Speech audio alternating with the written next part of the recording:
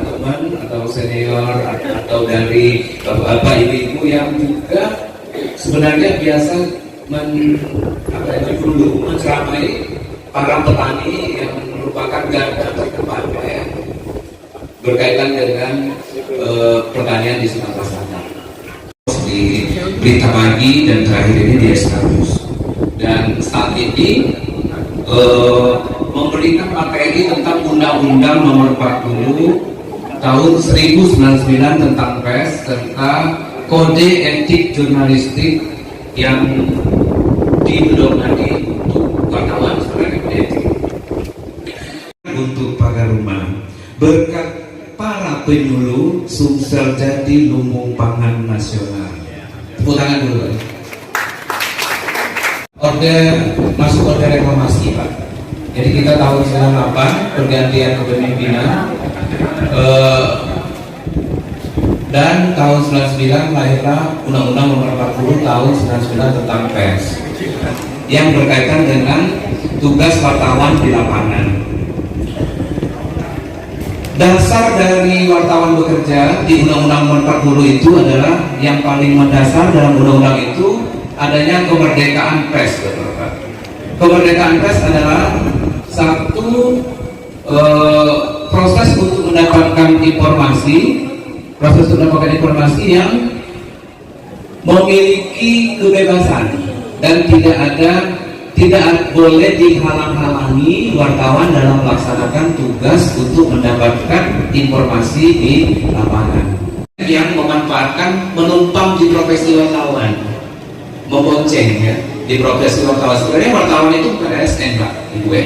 Wartawan dan wartawan yang wartawan itu adalah definisinya orang yang bekerja menyampaikan informasi data tapi wartawan adalah orang yang bekerja di dalam Undang-Undang Nomor 40 terkait dengan penyampaian informasi yang benar, yang tidak hoax, yang sesuai dengan fakta, terverifikasi datanya itu dan memang bisa dipertanggungjawabkan. Itu intinya wartawan. Di luar itu artinya bukan wartawan. Gampang untuk memverifikasi bahwa saya wartawan atau bukan Bapak ya. Misalnya Bapak di kampung di desa didatangi oleh seorang yang mengaku wartawan. Bapak bisa cek di websitenya Dewan Pers.go.id ya. Bisa cek nama saya misalnya Firdaus Komar. Itu akan muncul ID-nya di Dewan Pers itu, bekerja di mana, jadi wartawan di media apa, maksudnya di media apa, itu akan muncul Pak. Bapak cek aja di webnya Dewan Pers.go.id. Misalnya ada seorang namanya Badu misalnya, maaf kalau nama Badu di sini ya. Bapak cek di website itu, di Google, di webnya Dewan Pers, lihat kalau tidak muncul nama Badu, itu berarti bukan wartawan yang terdata di Dewan Pers. Karena Dewan Pers ini fungsinya diatur dalam Undang-Undang Nomor 40 tadi di pasal 15 yang mendata wartawan melalui uji kompetensi wartawan namanya UKW. Jadi teman-teman seperti di Ogo Timur Pos ini sudah UKW. UKW itu adalah bentuk pemberian sertifikasi kompetensi wartawan yang memang sudah lulus, misalnya sudah kompeten. Bapak bisa ngecek misalnya nama saya Firdaus, akan muncul kompetennya tahun berapa, kompeten ada utama, ada media, ada muda misalnya. Itu akan mudah terdeteksi. Nah sekarang bagaimana bapak-bapak ibu-ibu menghadap yang bukan wartawan, yang menghadap bapak gitu, Pak saya wartawan tapi setelah dicek ya mungkin karena kita istilah kalau di daerah ini dulu galau aja komunikasi aja kan, ngobrol-ngobrol, tapi terkait dengan tugas wartawan sebenarnya dia bukan wartawan. Sebelum Undang-Undang 40 orang akan mendirikan media itu harus izin Departemen Penerangan dulu DPEN namanya. Kalau sekarang Pak, siapapun bisa membuat media, siapapun, termasuk bapak-bapak. Asal ya satu, misalnya ada yang pertama, bukan misalnya, yang pertama ada legal hukumnya. Legal hukum berarti media itu ada perusahaan medianya, perusahaan media yang terdaftar di akte notaris pemerintahan. Yang kedua ada Menkumhamnya. Jadi syarat dari media itu ketika dia berdiri sebuah media, yang pertama ada legal hukum, Menkumham, kemudian ada pemretnya, pemimpin redaksi.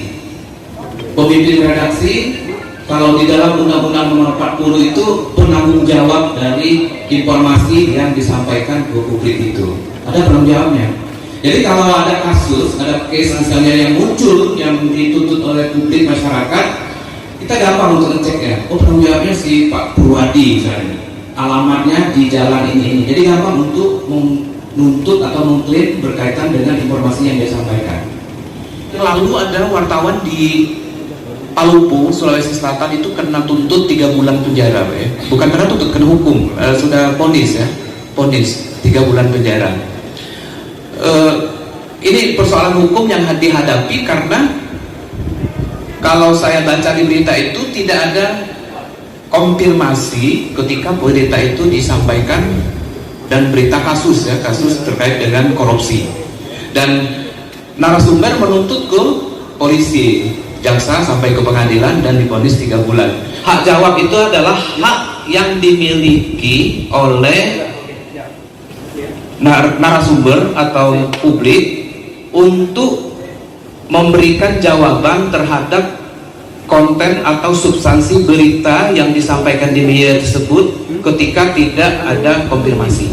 Misalnya Bapak, kalau hak ada wajib ya, kewajiban dari kalau tidak dimuat itu bisa menjadi tuntutan hukum karena itu wajib untuk media. Jadi hak-hak yang kadang-kadang tidak diketahui oleh masyarakat berkaitan dengan pemberitaan merugikan. Jawaban terhadap konten atau substansi berita yang disampaikan di media tersebut ketika tidak ada konfirmasi. Misalnya Bapak, kalau hak ada wajib ya, kewajiban dari kalau tidak dimuat itu bisa menjadi tuntutan hukum karena itu wajib untuk media. Jadi hak-hak yang kadang-kadang tidak diketahui oleh masyarakat berkaitan dengan pemberitaan merugikan. Ya, berita itu merugikan di desa tersebut terhadap aturan atau kaidah jurnalistik bagi masyarakat juga. Mengapa ini penting untuk diketahui oleh publik atau masyarakat? Kadang-kadang masyarakat ini takut kalau dengan wartawan ya. Dalam Undang-Undang Nomor 40 itu untuk kepentingan yang sebenarnya tidak untuk kepentingan jurnalistik. Itu fakta di lapangan yang kita temukan. Bagaimana kita untuk ingin mengkondisikan menurunnya income bagi wartawan?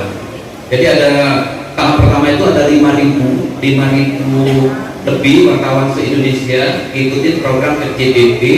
Kita wajib memberitakan yang terkait dengan edukasi tadi Pak. Edukasi itu adalah memberikan informasi yang positif ke masyarakat. Misalnya awal-awal kita itu mendukung misalnya untuk penggunaan prokes. Yang kedua ketika vaksin pertama itu duluan Pak vaksin. Yang kita ingin mengedukasi ke masyarakat berkaitan dengan bahwa untuk pencegahan COVID itu salah satu caranya dengan vaksin dan prokes.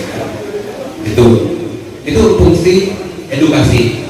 Kemudian jadi tugas dari kita teman-teman wartawan semuanya itu media itu ada di berkaitan dengan bagaimana memberikan pencerahan ke masyarakat. Jangan justru membuat masyarakat jadi bingung atau membuat masyarakat jadi membenci satu kelompok tertentu. Ini banyak di media sosial. Nanti akan saya jelaskan bagaimana perbedaan media sosial dengan media mainstream yang kita jalankan saat ini. Yang berkaitan dengan penggunaan media sosial. Jadi kalau bapak-bapak itu menggunakan media sosial, bisa jadi hasil dari pertanyaan itu, misalnya